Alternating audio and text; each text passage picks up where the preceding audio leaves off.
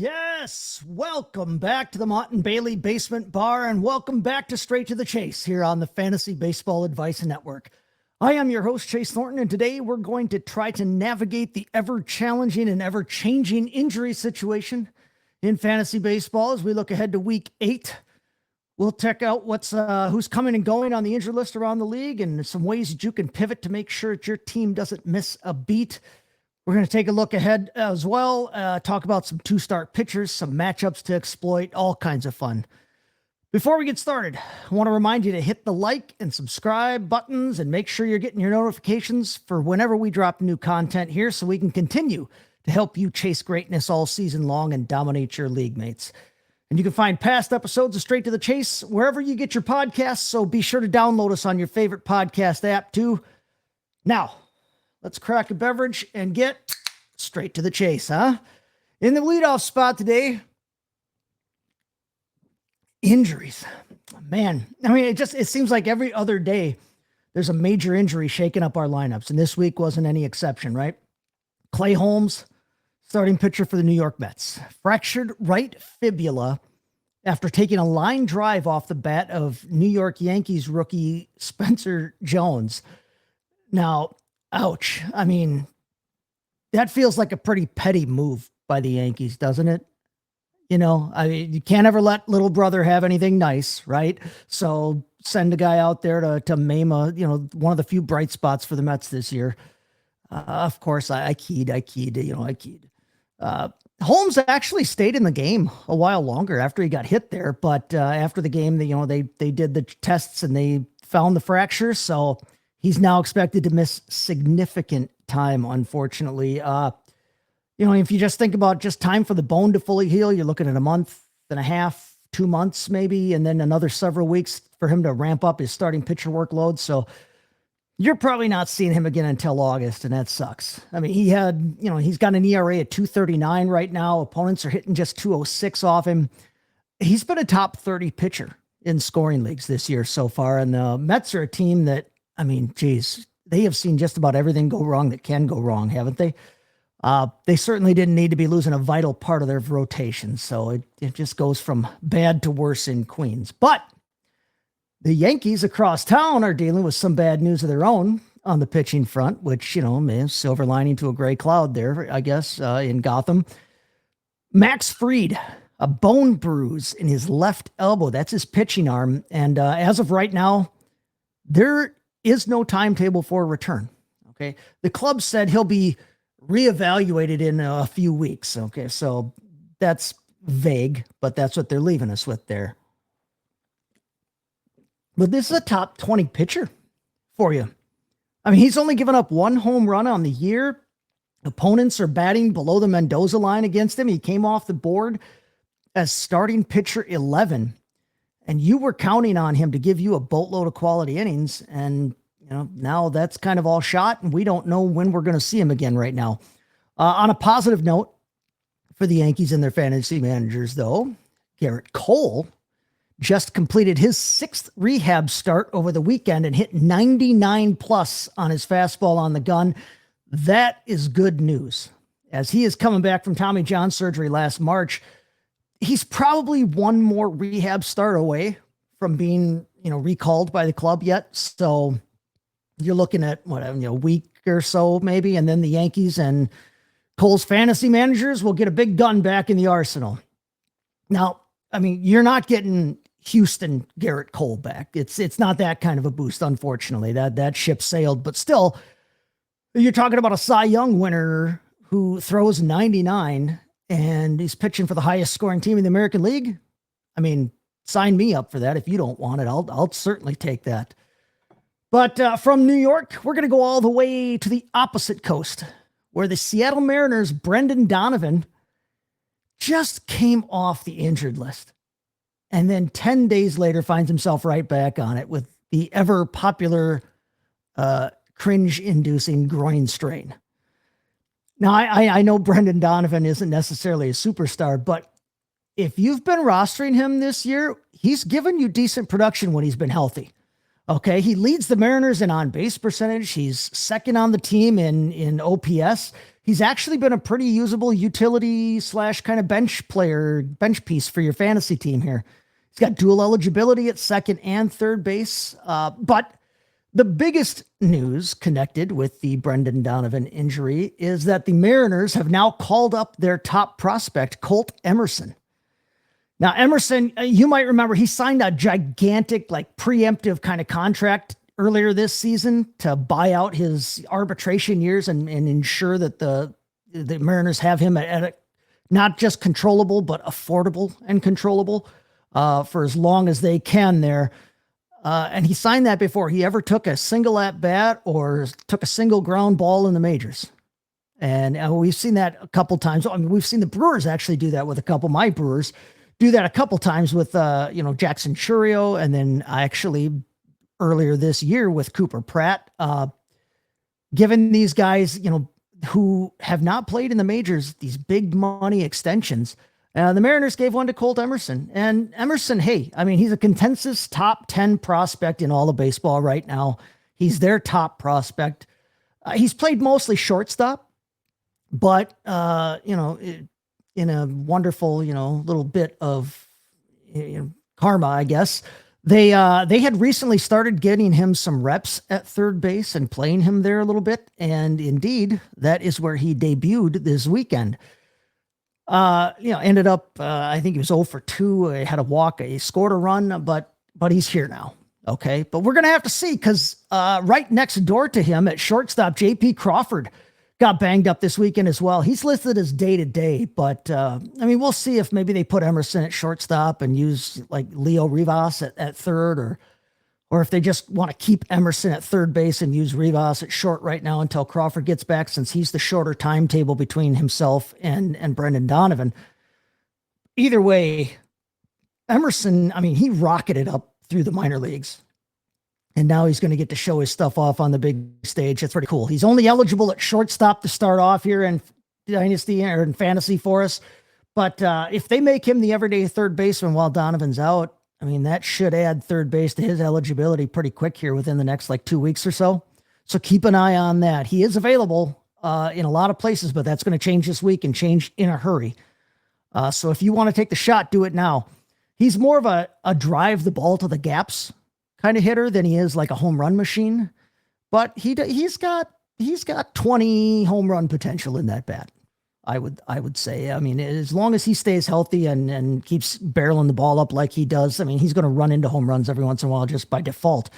But he's an intriguing prospect to say the least. Sticking with the Mariners though, they lost their all-star catcher, Cal Raleigh, to the injured list this week with a strained right oblique. Never a good thing when an athlete has an oblique injury. Any injury we don't like to see, but an oblique injury, especially for a baseball player, obliques control the rotation of the torso. So every throw that a player has to make, the batting, motion, everything you do on a baseball field, pretty much, that oblique is rotating the torso. And Raleigh, he's actually having a pretty terrible year, and his fantasy managers, if any of you are out there, I'm sorry for you, but you guys can attest to that. He's hitting just 161. He's slugging just 317. He's got 57 strikeouts in 161 at bats. Now he does have 7 home runs. That's way off of his pace from last year. And that's literally about all he's given you is just those 7 home runs. But he was a second round pick this season. He went as the top catcher in drafts. He was going 16th overall on average. 16th overall.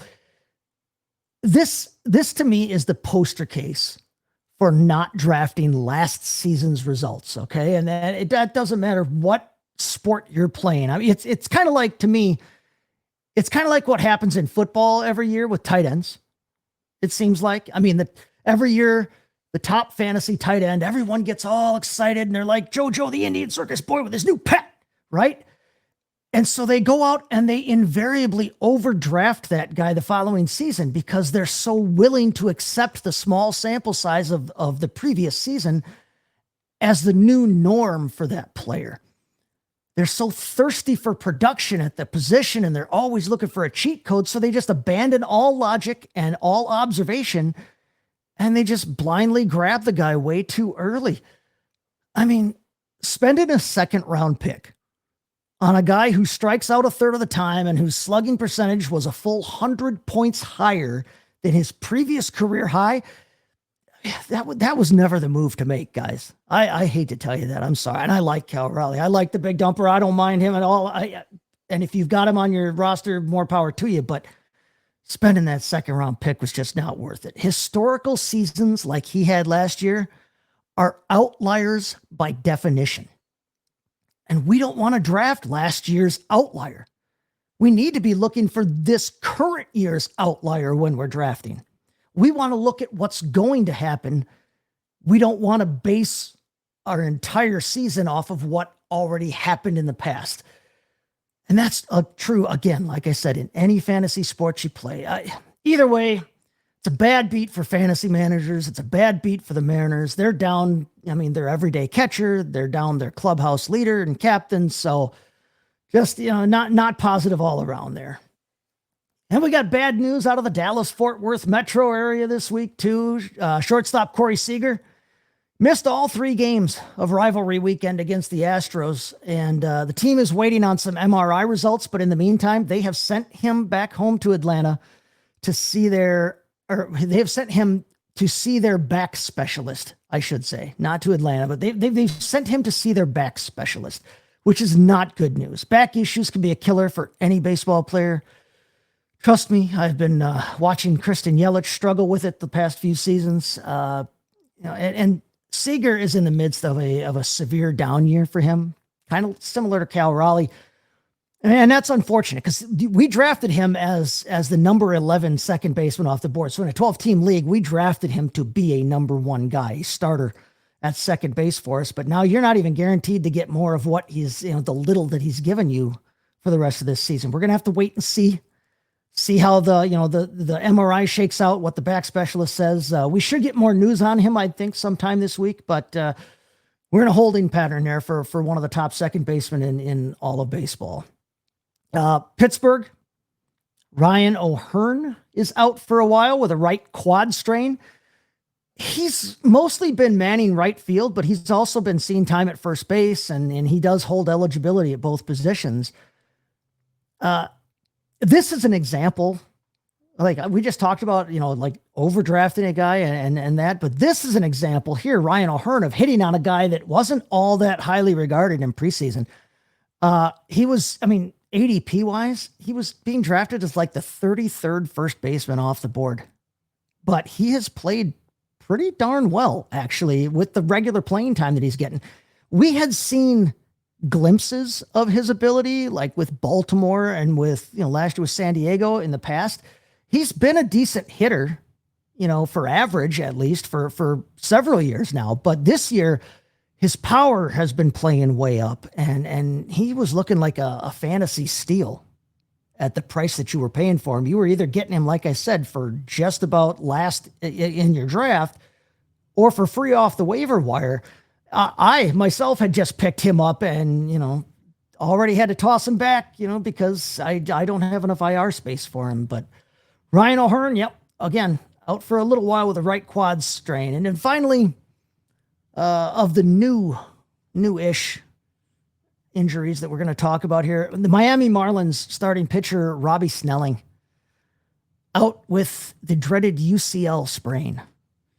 He's Miami's number 2 prospect. He had just made his major league debut earlier this month, and now they are evaluating him for the possible Tommy John surgery.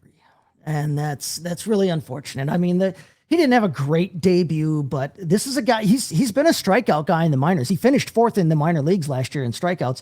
He's got a fastball in the mid 90s, but he can go higher. He can touch a little higher than that. So there was some optimism with him being such a high prospect. And with the stuff that he has, there was optimism there. But unfortunately now we got more bad news for a Marlins team that was kind of playing over their own heads the first few weeks of the season. Now their record has kind of auto-corrected to where they're, 5 games under 500 now, but probably back around where they always deserved to be, unfortunately. But that Snelling news, if if they weren't down to earth yet, they should come crashing back down after that. And it was unfortunate for that young kid, but so it goes. Another kid who I had just picked up right before that for my own roster, hoping to hit on a gold mine there. Speaking of guys on the way back, then we'll look at some guys there. Ronald Acuña Jr., who I'm anxiously awaiting for my own roster. They had hoped in Atlanta that he might make it back this week. But it looks like he's going to stay put until after the Marlins series later this week. He's getting close, though, which is good news for Daddy, like I said, because I got him on my team. He, in fact, was one of the reasons I picked up O'Hearn, because I'm waiting on Ronald Acuña Jr., but should be back here hopefully within a week, 2 at the most. Red Sox, Roman Anthony is playing catch again with his strained hand or like finger ligament that he had underneath his ring finger. Still no timetable on when he's getting back, but he is getting closer. Like I said, he started baseball activities, which is a positive thing. Speaking of Boston, Garrett Crochet, he threw 2 bullpen sessions this week, and he is actually hoping to be back and rehab himself without needing any kind of a rehab stint in the minors. Good luck with that, Garrett, because, you can throw bullpens all you want, but getting back up, built back up to game time, game speed is a little different, even in baseball, in my opinion. So he's hoping to avoid that minor league rehab stint, but good luck, friend. Good luck. Matthew Boyd of the Cubs threw off of a mound this week after surgery on his left meniscus. I don't know if you guys heard how he hurt himself or if you just saw that all of a sudden he wasn't available for you on your rosters anymore, but he hurt himself kneeling down to play with his kids at home. And I mean, you shouldn't laugh at that. I don't want to laugh at that, but the dude's only 35. I mean, wait till you're 47 like me, Matthew. Right? I mean, getting hurt bending down is like, that's an everyday occurrence. I mean, that's Tuesday for me at this point. I got a 7 and an 8-year-old, and every time I get down on the floor to play with him, it could be the last time, man. So, I mean, forget about a baseball career. I'm just hoping I can get back up and, make it through the day after that. But the Cubs need him back. They need Boyd back in a bad way. That rotation that they've got is pretty much Shota Imanaga and a bunch of Jags. Just the guys, if for those of you who aren't initiated there. Boyd's got an ERA of 6 right now. So, I mean, that hasn't been great, but he did strike out 31 in just over 24 innings there. So, I mean, couple weeks, kids, and we're going to have him back. And the Cubs are they could really use that. They need him. But you want a sneaky pickup on the mound? Speaking of guys coming back from injury, you want a sneaky pickup here? Jared Jones for the Pittsburgh Pirates. Probably a week or 2 away right now from being ready for the Pirates. He had an internal brace procedure in his pitching elbow last May, so almost exactly 1 year ago this week.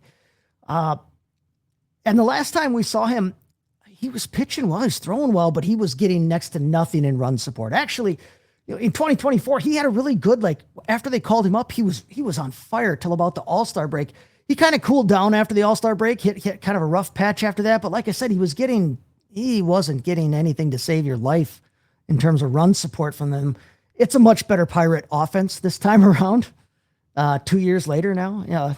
In a way, he was a great fantasy ad though in 2024. And I think he could be again. So keep an eye on that if he hasn't been picked up in your leagues yet. But Jared Jones there, again, another guy, good strikeout numbers, throws the ball hard. Part of that young Pirate pitching core that's become like the envy of Major League Baseball there with Skenes and Bubba Chandler. But I digress.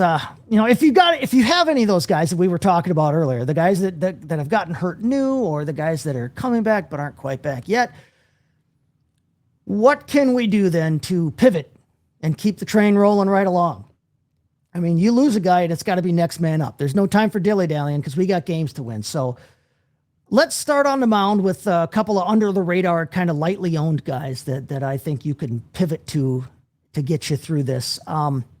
At least in the short term. First up, Payton Tolle for the Red Sox. Now, he has been racking up the points in scoring leagues. He's got 30 strikeouts in 30 and 2/3 innings, so about 1 an inning. Only 7 walks. He's got an ERA of just over 2 at 2.05, and his whip, his walks and hits per inning pitched, at 0.78. That is tiny, and that we like to see. Can he keep it up forever? I'll be honest with you. I don't know that he can keep it up forever, but it looks pretty good through 5 starts so far. And so, don't look a gift horse in the mouth or a gift Red Sox in the mouth. If you can, if you can get that kind of production out of a guy, even if it's short term, you want to jump on that. So Payton, Tolle for the Red Sox. Another name to look at, Prielipp from the Minnesota Twins. This guy hasn't even been in the rotation for a month, but he's been pretty good. He hasn't allowed over 2 earned runs in any one of his 5 games so far. His ERA is sitting at 2.88. He's got a whip under 1.0. Again, just like we were talking about with Tolle. He's got more strikeouts than innings pitched, so the kid's looking good.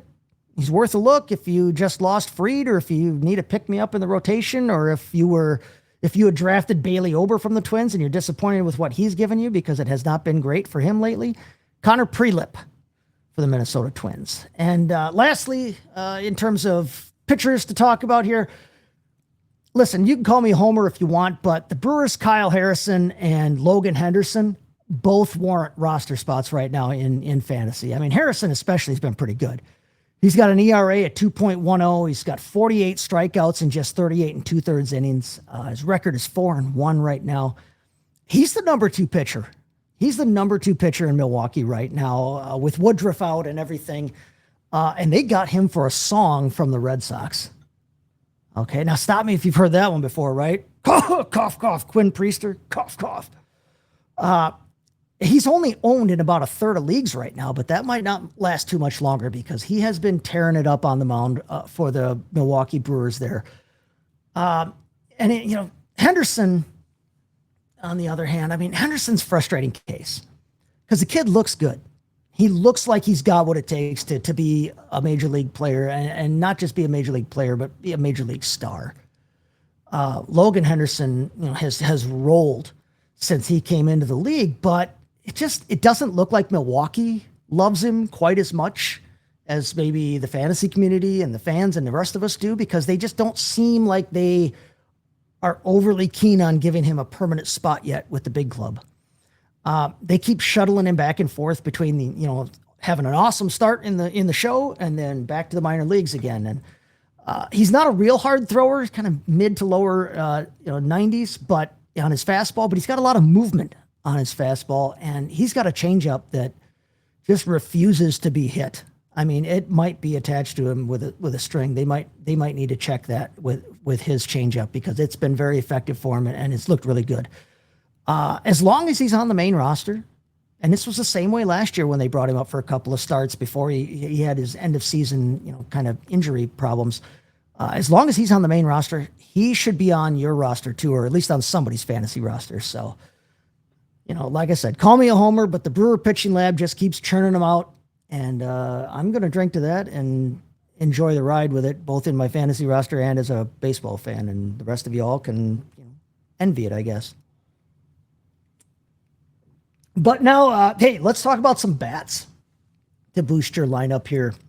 We're going to start, we start with a whole gaggle of corner infielders, okay? So at third base, you should be looking right now, and I don't know that, I don't know that you'll like to hear this, but you should be looking at Josh Jung for the Rangers and Nolan Arenado down in Arizona. Now, Arenado's a guy that, I feel like the fantasy community has just been ready to move on from him for a while. But he's hitting 273. He's top 10 at the position in most of the offensive categories. Now, I know. He's 137 years old, and you're tired of hearing about him, but he's playing good baseball right now, and he's probably available in your league.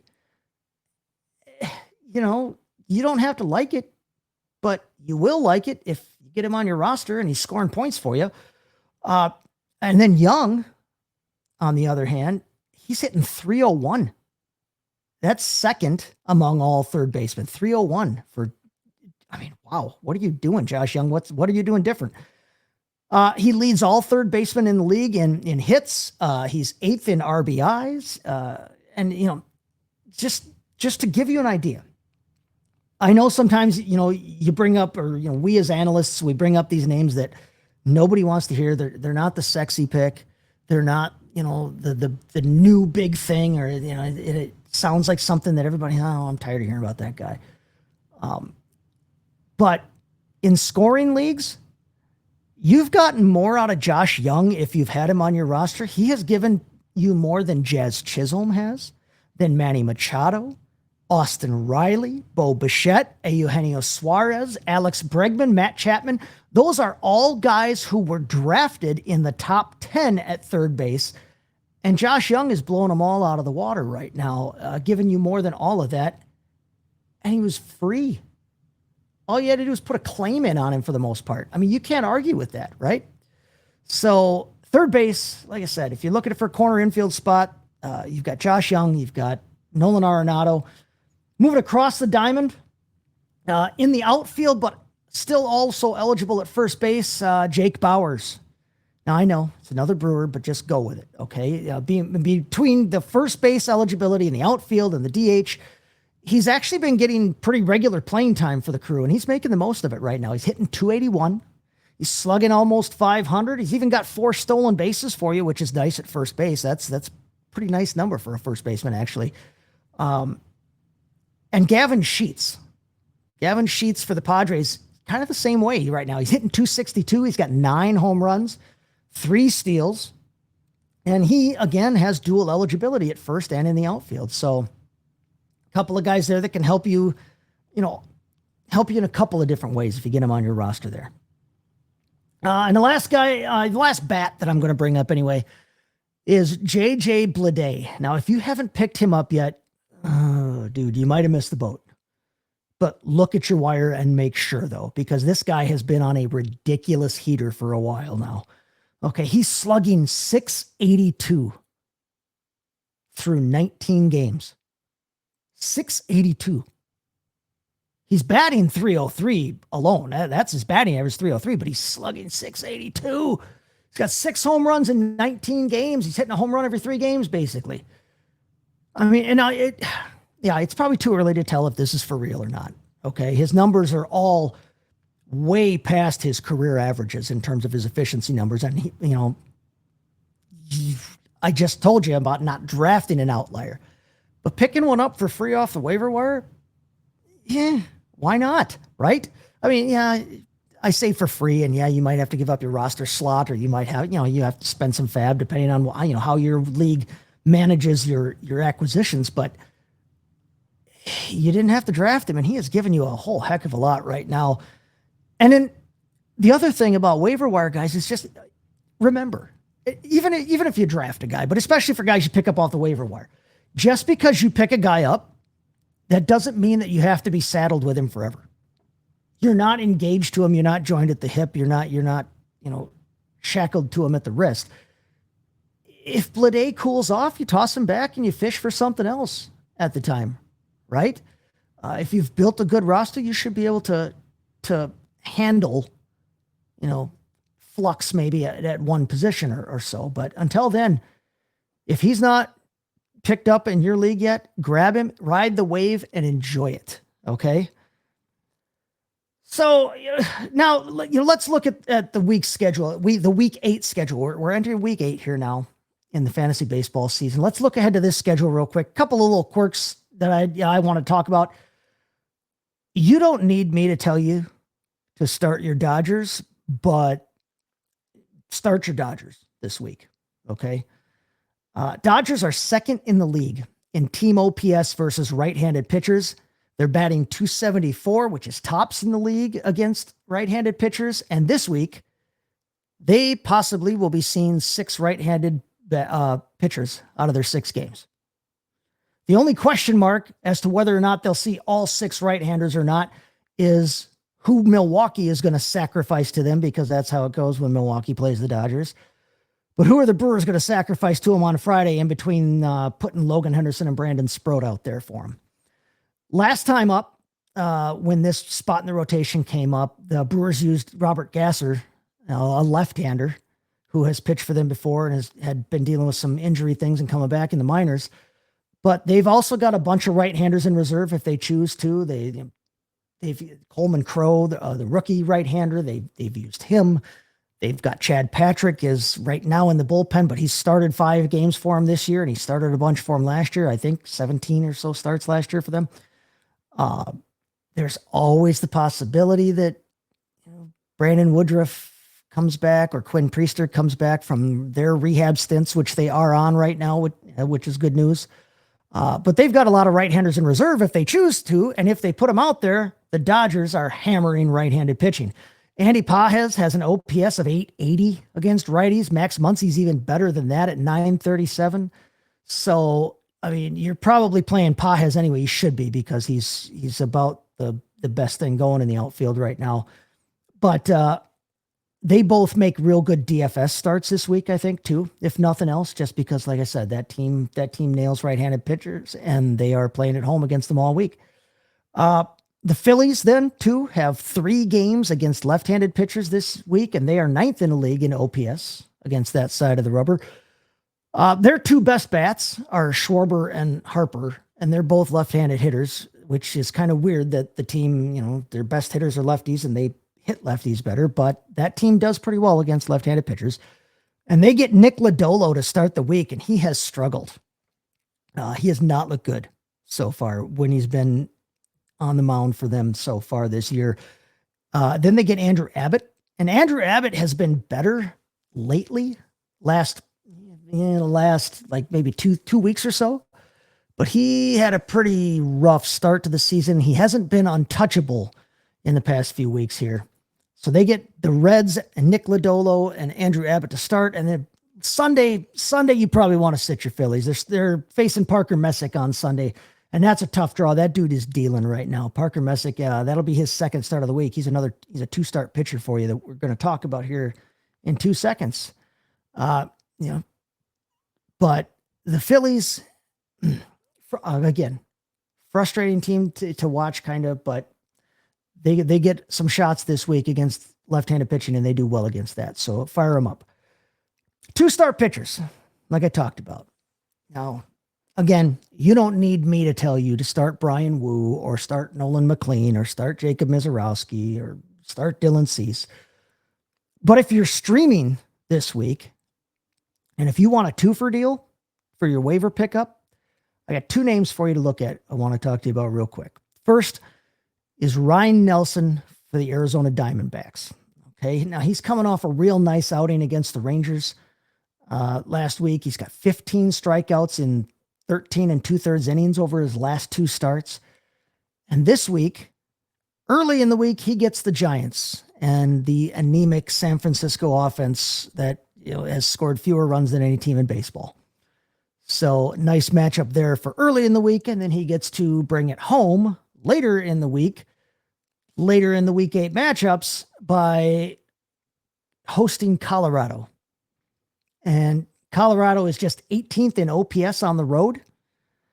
And against, right-handed pitching, they are striking out at the second highest rate of any team in the league. So for a guy who has been strikeout hot lately, to be facing a team that has been striking out a lot against his hand, yep, that's a good recipe for a 2-for on a 2-start week there for a waiver wire pickup if you're streaming. The other target I have for you I want to talk about real quick, Seth Lugo for the Kansas City Royals. Now, yes, I know he has been pretty unusable lately, but this week he's got a couple of get right games, dude. And I think we want to jump in on that. He's playing against the Red Sox and the Mariners. Now, Boston is 30th in the league in OPS against right-handed batters or right-handed pitchers. Sorry. So he's got that going for him, which is nice. Little shout out, little movie quote there. And then Seattle, their offense does not travel. He just faced them. His last game against them, honestly, was probably his best start that he's had in the past 2-3 weeks. He did give up 8 hits against them, but like I said, it was his best start against them. He Didn't give up a ton of runs there and went pretty deep into the game, actually. So getting them at home when they suck on the road, because Seattle, the Mariners just, once they leave the Pacific Northwest, they forget. They should probably just leave the bats at home. They'd probably save money on airfare for the freight weight, and it's going to do them just as much good as bringing the bats along. So, they do not travel at all. So, Seth Lugo, worth the look off the wire, in my opinion, this week for Week 8, if you're streaming starting pitchers.